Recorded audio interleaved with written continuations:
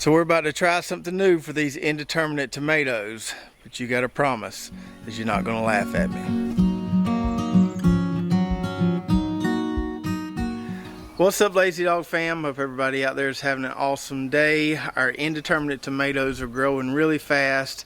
Some of them are even leaning over on the soil, so we need to support those babies before we get some more rain tomorrow. If it's anything like the other storms we've been having, probably going to get a good bit of wind with that rain as well, so we need to get these things tied up. So we're using the Florida weave technique for our determinate tomatoes, which are only going to get 4 or 5 foot tall. We showed you that technique a couple videos ago. For these indeterminate tomatoes, we're trying a new to us technique. We got this idea from Josh Sattin's video, a trellis to make you jealous. A lot of our subscribers have said that they've done it successfully, so we wanted to give it a try. So I've got 2 rows of indeterminate tomatoes here behind me. I've already set up this trellis on one of the rows just so I could kind of get the hang of this process, and then I'm going to walk you through as we set it up on the second row. So let's take a look at what we've got going on, and then we'll set it up. So this is what we're doing here. Basically making a clothesline along the top there with these T-posts and conduit, dropping a string down from that conduit there, tying it or wrapping it around the base of the tomato plants, and as they grow we'll wrap them around this string here. So we've got 4 different varieties of indeterminate tomatoes planted on each of these rows, 4 plants per variety, and all the plants are looking pretty good. But I noticed something, this one that I haven't tied up yet because I haven't decided if I'm going to replace this plant or not. It looks like something's been out here chewing on my tomato plants. Now, we don't typically have deer issues in our gardens because we're surrounded by hundreds of acres of commercial farmland, so a lot of wide open spaces, and the deer would have to travel quite a ways through those wide open spaces to get to our garden. So I've never had any deer issues here. We do get some rabbits from time to time. I did notice some rabbit poop in my onion plot the other day. I've never known rabbits to eat tomatoes, but maybe they are. So me and Mr. Beretta are probably going to do a little night watch tonight and see what it is that's chewing on these tomato plants. But back to the task at hand here. So we got that row done earlier.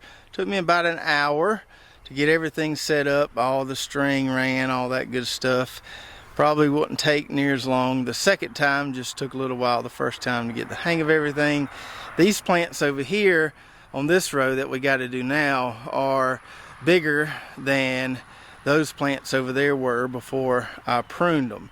Now that could be a variety thing, or it could have something to do with the fact that the chickens are grazing over here and it's getting a little side draft from all that nitrogen where that clover was. I don't really know what's the reason behind it, but we definitely got to heavily prune these guys and get them supported. So first, let's kind of go through our supply list of what we're going to need to execute this type of trellis. So we're obviously going to need T-posts, and for this row, which is about 45, maybe 50 foot long, I've used 6 T-posts here, and the T-posts are 10 foot apart. Now for this row, I used 7 foot tall T-posts. I happen to have enough of those, just enough for that row. I didn't want to buy more T-posts because I've got a lot of 6.5 foot tall T-posts. So for the row we're going to do in a little bit, we're going to use 6.5 foot tall T-posts. I realize it's probably more ideal to use the taller T-posts, but I've got so many of the 6.5 foot T-posts, I didn't want to buy more just to do this. And then as far as the other supplies here, of course we're going to need a T-post driver to put those T-posts in the ground. We've got some 10 foot electrical conduit. This is a 3/4 inch diameter conduit. They had 1/2 inch as well, but I wanted to go with something a little thicker, a little stronger. So we got a bundle of 10 foot long pieces of 3/4 inch conduit.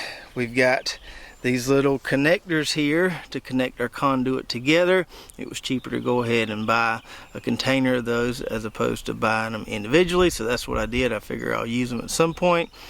We've got these PVC fittings here, some PVC tees. I think these are 1.25 inch PVC tees that are going on top of the T-post.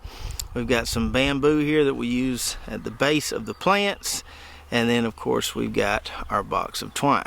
And as long as you kind of take your time, setting this up isn't that difficult. The trickiest part is initially getting the conduit kind of laid out and getting your T-post in the right spot so that those T's on top of the T-post kind of go where the conduit connects. So getting everything kind of lined up initially is the toughest part. So let's lay out our conduit here so we can figure out where our T-posts need to go. So we got our conduit laid on the ground there, kind of end to end as best as we can do it. They kind of tell us where our T-posts are going to need to go. Now, because this plot, or the length of this plot, isn't exactly a multiple of 10, my T-posts are kind of hanging off the end of the plot a little bit, like you see on that first row. That's okay. That's why you see that piece of conduit kind of extending out there. That's going to be okay. Not a big issue. I didn't really want to cut these pieces of conduit. I wanted to leave them all 10 foot long. So we're hanging over the end of the plots a little bit, but it'll be all right.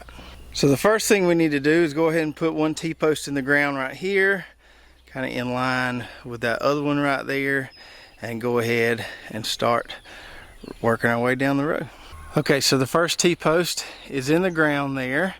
Now I could use these T's just like we're using all along the middle of the row on the ends here.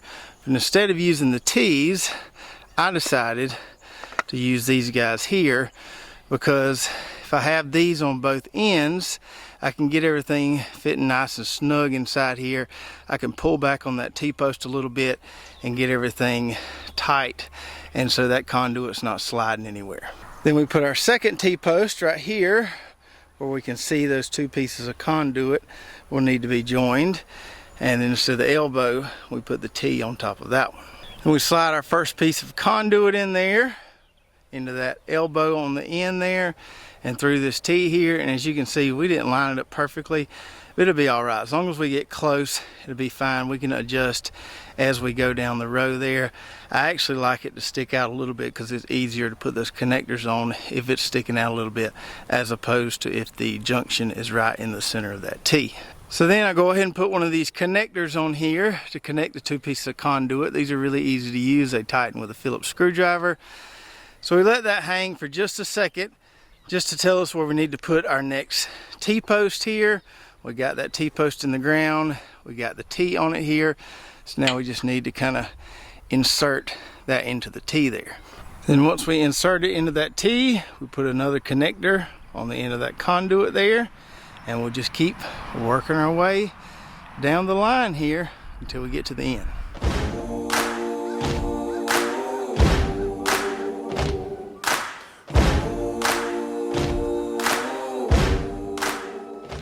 And for this last T-post on the end here, I put it inside this pipe a few inches. That way everything will fit in there snug. So I give myself a little extra here. So I put this elbow on here, bend back this post a little bit, and now everything is in there a lot tighter than it would be if we just had a T on this end here. And so there it is. That's the hard part there. Probably a little easier to do if you've got two people, but we made it work with just me out here. It's not perfectly even all the way down, but I can tell you it's not going anywhere, and it should work. So the next step is to prune these tomatoes and then run our string just like we did over here. So initially we got to prune these pretty aggressively because we want to be able to wrap the string around the base of this stem here, the way we're going to tie these things up.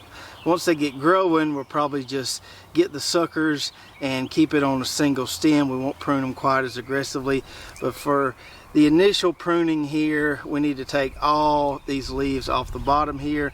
Kind of hurts my feelings to do that because they're so pretty, and we got some blooms on there, but we got to do it.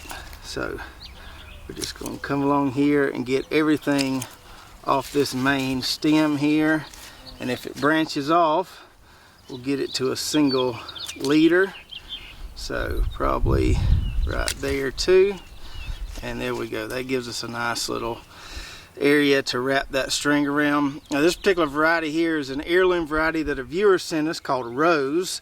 I don't know anything about it except he said it's really vigorous and is a tall tomato plant, or makes a tall tomato plant. And it's definitely the most vigorous variety we have so far. It's looking really good, but as you can see, it definitely needs some support. So I'm going to go through here and go ahead and prune all the tomatoes along this row here. And then once they're all pruned, we can drop our string. And we want to make sure we don't leave these tomato leaves out in the garden here. I'll throw them out in the grass, that way I'll hit them with a lawnmower later. Alright, now they're all pruned. Some of those stems are a little windy, but we'll get that straightened out here in a minute. Even found a little tomato on one of these here. I'm not sure what variety that is, but I think I'm going to leave that little guy there. That might be our first tomato of the year. Now that they're pruned, we can drop some string. So I have my box of twine down there. I'll put a link below if you're watching on YouTube where you can get a box of that poly twine on Amazon. So we tied it to the top here above that tomato plant. I didn't give myself any extra string there. We're not going to do a lower and lean technique this year. We're just going to top them once they get to the top of that string there and let them bush out from there. I didn't cut the string from the box yet because I wanted to wait to see how much string I'm going to need, and we'll cut it here in a second. So now I'm going to cut my string, give myself a little bit extra, and here's how we're doing this. I'm sure there's multiple ways to do this. This is how we're going to try it this year, and we can always correct it or do better next year if we find some improvements. I'm sure everybody's kind of got their own way. We're going to wrap it around that stem 2 or 3 or 4 times there, get it standing straight up again. And I've got my piece of bamboo here. I'm going to stick it away from the plant a little bit because I don't want to poke a hole in my drip tape.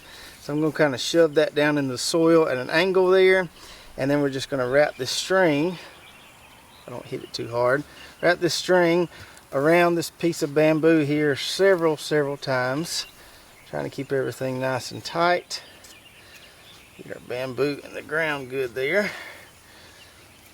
And then we're going to just tie a knot in it here so it doesn't go anywhere. Tie a couple knots in it actually. And we'll cut off our excess string, and that's it. So I'll show you the second one here kind of from a different angle so maybe you can see it a little bit better. Cut our string there, and then we'll start to wrap our string around the stem here.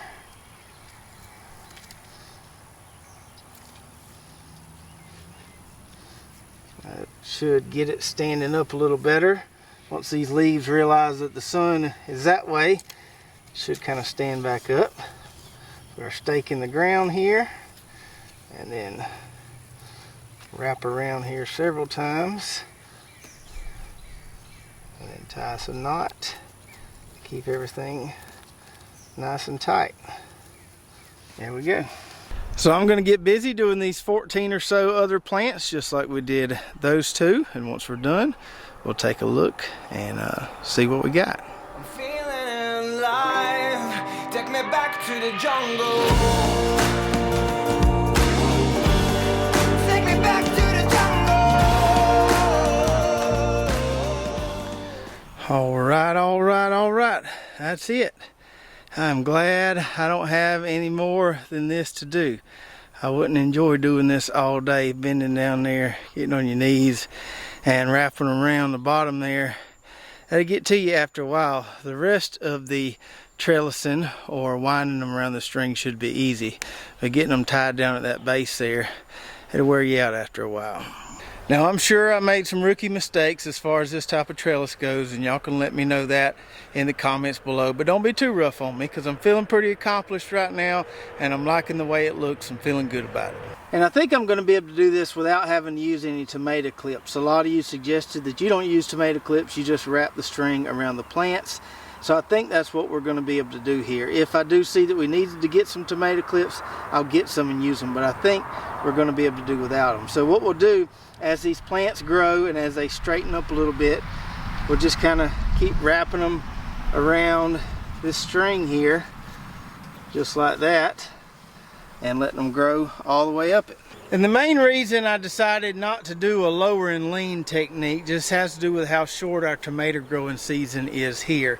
I didn't think it would be worth the effort, considering these plants here are probably going to be done, you know, maybe at the latest mid to late July.